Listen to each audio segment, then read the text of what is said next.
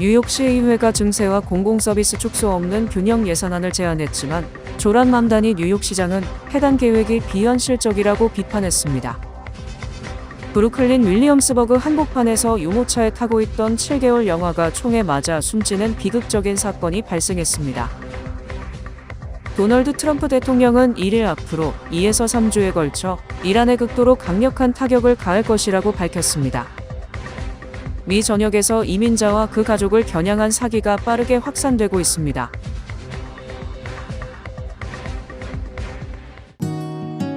모두가 누릴 수 있는 권리, 바로 아름다움입니다. 키스는 누구나 더 쉽고 당당하게 자신의 아름다움을 즐길 수 있는 세상을 꿈꿉니다. 키스는 우리 모두의 미래가 더 아름답게 빛날 수 있도록 최선을 다할 것입니다.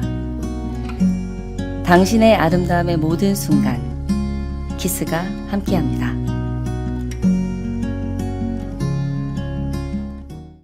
뉴욕시의회가 증세와 공공서비스 축소 없는 균형 예산안을 제안했지만 조란 맘다니 뉴욕시장은 해당 계획이 비현실적이라고 비판했습니다. 줄리 매닌 시의장은 1일 시민들에게 부담을 지우거나 비상기금을 사용하거나 공공서비스를 축소하지 않고도 60억 달러의 적자를 해소할 수 있다며 맘다니 시장이 제안한 재산세 인상을 대신해 시정부의 지출을 절감하는 내용을 골자로 한 예산안을 내놨습니다. 시의회 예산안의 핵심은 공석 공무원직에 대한 예산 절감, 시 산하기관 운영 효율성 개선 및 컨설팅 계약 감사, 항만청 추가 임대료 요구 및 브루클린 다리 하부 공간 임대 등 새로운 수입원 확보로 약 35억 달러를 절약하겠다는 내용입니다. 특히 이번 안에는 맘다니 시장이 삭감을 예고했던 도서관, 문화 프로그램, 가정폭력 피해자 지원 법률 서비스 등에 대한 예산 복원안도 포함됐습니다. 하지만 맘다니 시장은 시의회의 제안을 비현실적인 수치라며 즉각 일축했습니다. 맘다니 시장은 소셜미디어 X를 통해 이미 확인된 절감액을 중복 계산하거나 세수를 과대평가하는 것은 구조적 적자를 방치하는 꼴이라고 비판하며 부유층 및 대기업 증세와 9.5%의 재산세 인상이 불가피하다는 기존 입장을 고수했습니다.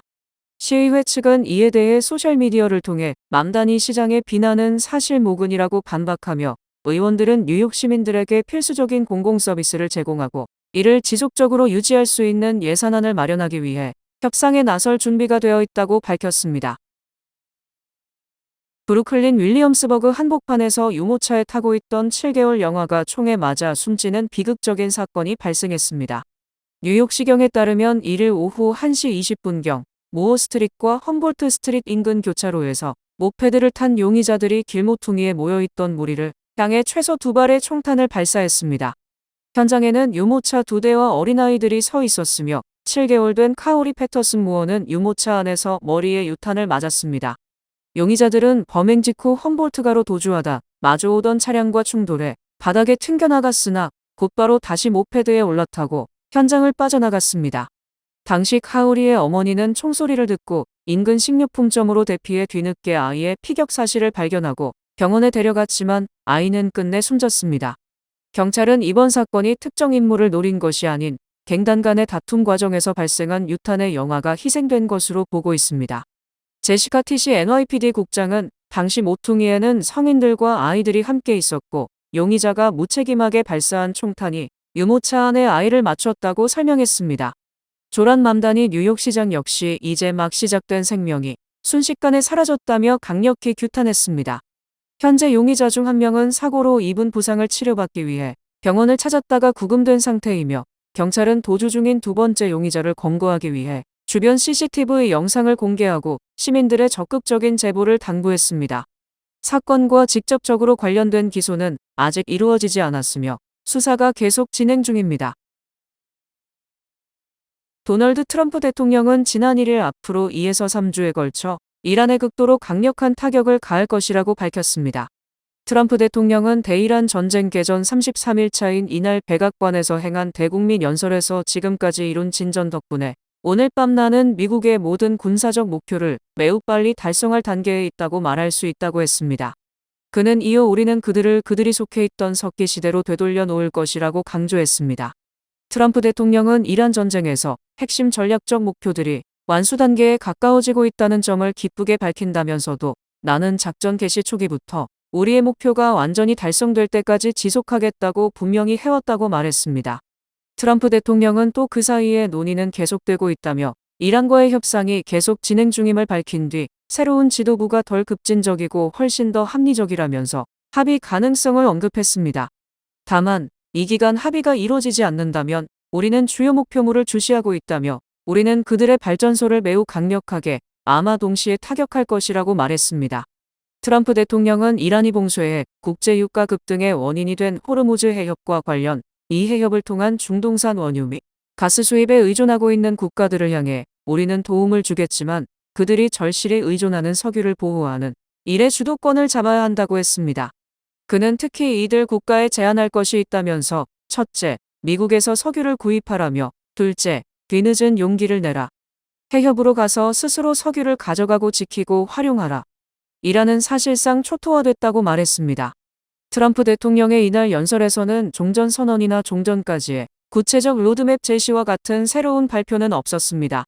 그는 오히려 이란 전쟁으로 미국 내 에너지 가격이 급등하고 뉴욕 증시가 요동치는 등 미국 경제에 충격을 주고 전쟁에 대한 국내 여론이 악화하자 전쟁의 정당성과 성과 등을 강조하는 데 주력했습니다. 미 전역에서 이민자와 그들의 가족들을 겨냥한 사기가 빠르게 확산되고 있습니다. 특히 최근 이민 단속 강화 분위기를 악용한 조직적 범죄가 갈수록 정교해지고 있어 각별한 주의가 요구됩니다. 아메리칸 커뮤니티 미디어가 지난달 27일 주최한 언론 브리핑에서 법률 전문가들은 이민자 커뮤니티를 겨냥한 사기가 점점 더 공격적이고 치밀한 형태로 진화하고 있다고 경고했습니다. 최근 사례에 따르면 사기 수법은 단순한 변호사 사칭을 넘어섰습니다. 실제 변호사의 이름을 도용하거나 가짜 로펌을 만들어 신뢰를 얻는 것은 물론 화상 후에 플랫폼을 활용해 가짜 이민 법정을 연출하는 방식까지 등장했습니다. 이들은 가짜 판사를 내세워 보석 석방을 허가하는 장면을 보여준 뒤 보석금 명목으로 거액을 요구합니다. 연방거래위원회 소비자보호국 출신 변호사 모니카 바카는 이민세 관단속국에 의해 가족이 구금된 상황을 노려 접근하는 사례가 많다며 문제를 해결해주겠다고 속여 수천 달러에서 수만 달러까지 갈취하는 피해가 이어지고 있다고 밝혔습니다. 그는 가족이 갑자기 구금되면 정보가 단절되고 극도의 불안 상태에 놓이게 된다며 이러한 심리적 취약성이 사기 피해로 이어지기 쉽다고 설명했습니다. 또 KT 다판 변호사도 변호사 이름 도용뿐 아니라 보석 석방 명령서와 영수증까지 정교하게 위조하는 사례가 확인되고 있다며 사건 결과를 보장하겠다고 말하는 경우는 대표적인 사기 신호라고 강조했습니다. 특히 소셜미디어와 인터넷 광고를 통한 접근에 대한 주의가 강조됐습니다. 다판 변호사는 소셜미디어에서 변호사를 찾는 것은 매우 위험하다며 검색 결과 상단에 노출되는 유료 광고 역시 사기일 가능성이 있다고 지적했습니다. 피해가 발생했을 경우에는 신속한 대응이 무엇보다 중요하다고 전문가들은 강조했습니다. 2026에서 2027 회계연도 전문직 취업비자 쿼터가 모두 소진됐습니다. 연방이민서비스국은 초기 등록 기간 동안 H-1B 쿼터에 도달할 만큼 충분한 수의 온라인 사전 등록 신청이 접수됐다고 밝혔습니다. 또한 온라인 사전 등록자에 대한 무작위 추첨을 실시해 취업비자 청원서 신청 대상자 선정을 마쳤다고 전했습니다. 통보를 받은 신청자는 4월 1일부터 취업비자 청원서를 제출해 H-1B 비자 신청을 할 수 있습니다. 접수기간은 90일입니다. 이민서비스국은 올해 2월 27일자로 업데이트된 양식을 사용해 접수해야 한다고 당부했습니다. 이후 USCIS는 제출된 취업비자 청원서에 대한 심사를 거쳐 최종 승인 여부를 결정하게 됩니다. 청원서가 승인되면 2026에서 2027 회계연도가 시작되는 오는 10월 1일부터 비자가 유효하게 됩니다. 또 2025년 9월 21일 이후에 제출된 특정 H-1B 청원서의 경우 자격 조건으로 10만 달러의 추가 납부금을 내야 합니다. 도어대시와 패밀리달러의 협력으로 저소득층 식료품 지원 프로그램인 스냅과 EBT를 배달 서비스에서도 사용할 수 있게 됐습니다. 배달 플랫폼 도어대시는 할인 소매업체 패밀리달러와 협력해 스냅과 EBT 결제 서비스를 전국으로 확대한다고 밝혔습니다. 이번 조치로 뉴욕과 뉴저지를 포함한 48개 주와 워싱턴 DC에서 도어대시를 통해 패밀리달러 상품을 주문할 때 스냅과 EBT 카드로 결제가 가능해졌습니다. 이용 방법은 도어대시 앱에서 계정 설정으로 들어가 결제 수단에 스냅과 EBT 카드를 등록한 뒤 패밀리 달러를 검색해 스냅 적용이 가능한 상품을 장바구니에 담으면 됩니다. 결제 단계에서는 스냅 적용 금액이 자동으로 반영되며 사용 금액을 직접 조정할 수도 있습니다. 다만 스냅 혜택은 모든 상품에 적용되는 것은 아니며 식료품 등 지정된 품목에만 사용할 수 있습니다. 도어대시에 따르면 스냅과 EBT 이용자의 약 절반이 교통 문제나 건강상의 이유로 직접 장보기가 어려워 배달 서비스를 이용하고 있는 것으로 나타났습니다. 이에 따라 이번 서비스 확대는 취약계층의 접근성을 높이는 데 도움이 될 것으로 기대됩니다. 전문가들은 이번 서비스가 이동이 어려운 고령자나 장애인, 차량이 없는 가구 등에게 실질적인 도움이 될 수 있다고 평가하고 있으며 디지털 기반 복지 서비스가 확대되는 흐름 속에서 스냅 사용 방식도 점차 다양해지고 있다는 분석입니다. 뉴욕시의회가 시민권 여부와 관계없이 모든 주민을 정확히 집계하기 위한 2030년 인구조사 예산 지원을 촉구했습니다. 4월 1일 인구조사의 날을 맞아 뉴욕시 의원들은 시민단체 관계자들과 함께 약 4천만 달러 규모의 주정부 예산 지원 필요성을 강조하며 이민 신분과 관계없는 전수집계의 중요성을 제기했습니다. 이번 요구는 연방 차원에서 시민권 관련 질문을 인구조사에 포함하려는 움직임이 이어지는 가운데 제기됐습니다.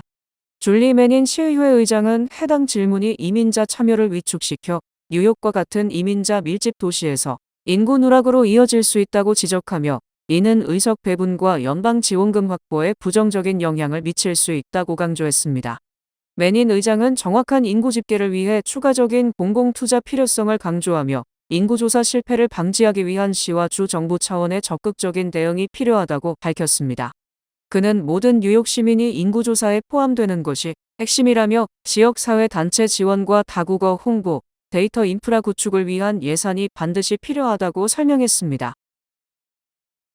도널드 트럼프 대통령이 대부분 국가를 상대로 대대적인 관세 부과 계획을 발표한 지 1년이 지났으나 일각에서 우려했던 글로벌 무역 전쟁이나 경기 침체는 현실화되지 않았습니다.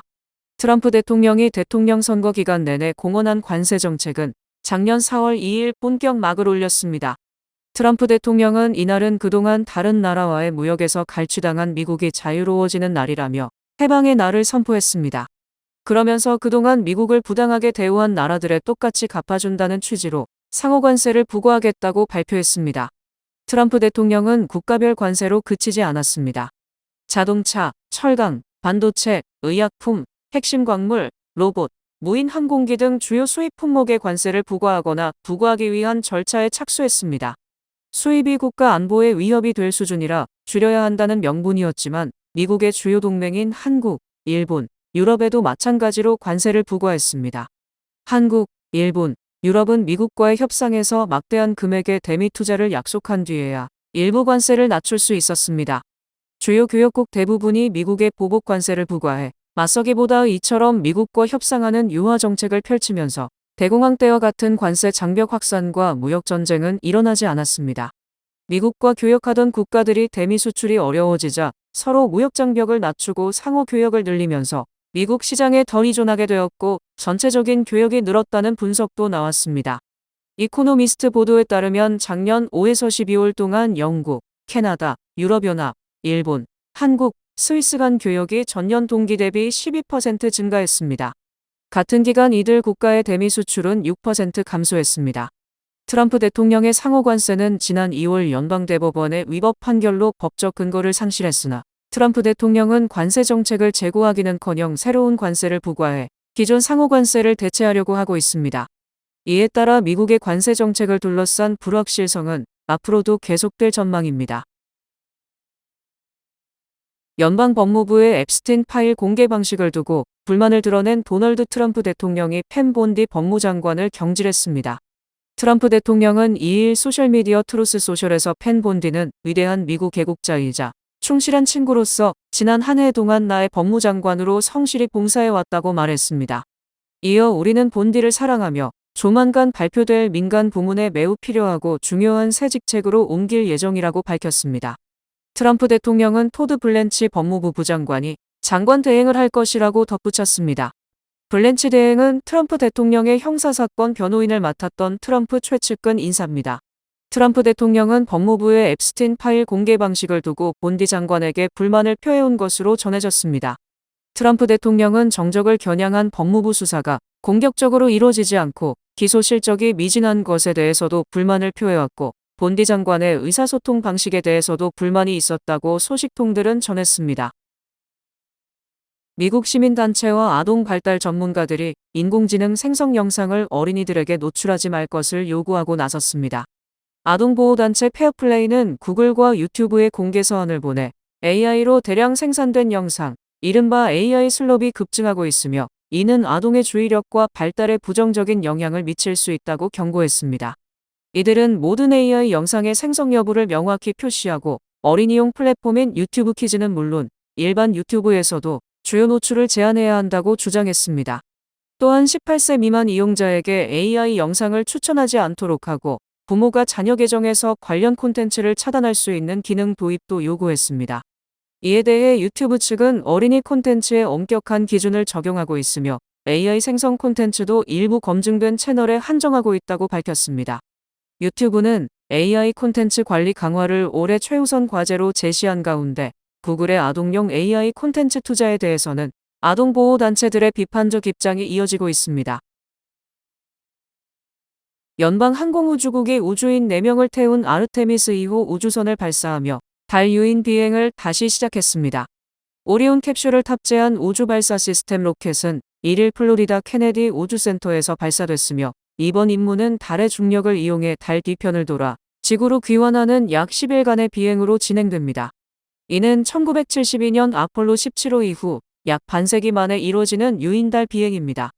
전문가들은 현재 달 탐사가 과거보다 더 오래 걸리는 이유로 기술적 복잡성과 안전 기준 강화를 꼽고 있습니다.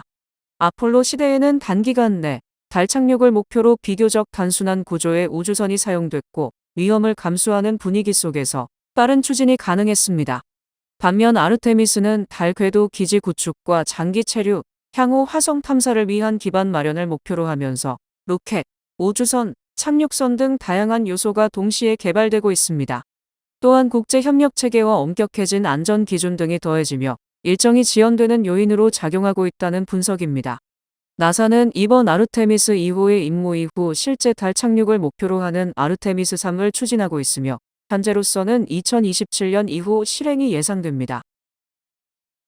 기아 미국 법인이 2026 뉴욕 국제 오토쇼에서 2027년형 올뉴 셀토스와 올뉴 EV3를 북미 최초로 공개하며 소형 SUV 시장에 새로운 선택지를 제시했습니다.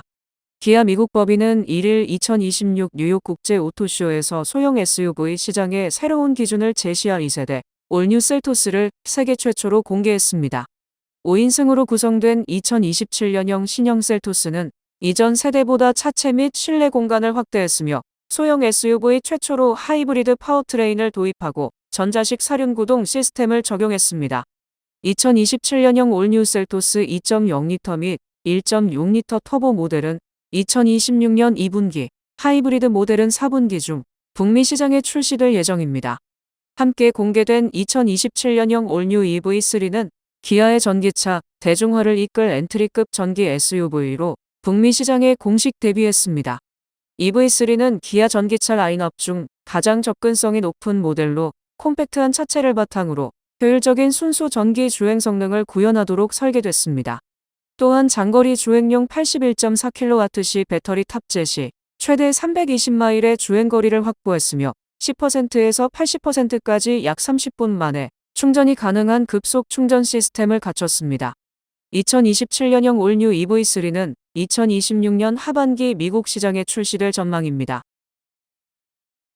주 인도네시아 한국 대사관이 최근 발리 지역에서 외국인을 상대로 발생한 강력 범죄가 잇따르고 있다며 현지 방문객들에게 각별한 주의를 당부했습니다. 대사관은 지난 1일 강력 범죄 예방 안전 공지를 내고, 최근 발리 지역 내 진바란 스미냑 장구 등 유명 관광지에서 외국인 대상 강력 범죄가 증가하고 있으니 발리를 방문하는 국민은 신변 안전에 주의를 기울여 달라고 밝혔습니다. 대사관이 소개한 사례를 보면, 지난 2월 15일 밤 진바란에서는 우크라이나 국적 남성이 오토바이를 타고 이동하던 중 가해자 일당에게 납치됐습니다. 이 남성은 다음 날 절단된 시신으로 발견됐습니다. 지난달 23일에는 네덜란드 국적 남성이 자신이 머물던 빌라 앞에서 오토바이를 탄 남성 2명에게 흉기 피습을 당해 숨졌습니다. 같은 날 클럽에서 오토바이 택시를 불러 귀가하던 중국인 여성은 운전기사에게 성폭행을 당했습니다. 이튿날인 지난달 24일 새벽에는 스미냑의 한 호텔에서 호주 국적 여성이 화장실에서 호텔 경비원에게 성추행당했습니다. 또 그 다음 날에는 창구 지역 호텔 프런트 데스크 직원이 중국인 여성을 성추행해 피해 여성이 경찰에 신고했습니다. 한국 대사관은 범죄 발생 시 즉시 현지 경찰에 신고할 것을 안내했습니다. 대사관 측은 강력 범죄 발생 시 인도네시아 경찰 전화 또는 가까운 경찰서에 신고하라고 했습니다. 뱅크 오브 호프가 장학금을 드립니다. 올해 대학 가는 12학년 학생들을 위한 호프 장학금. 지금 바로 지원하세요.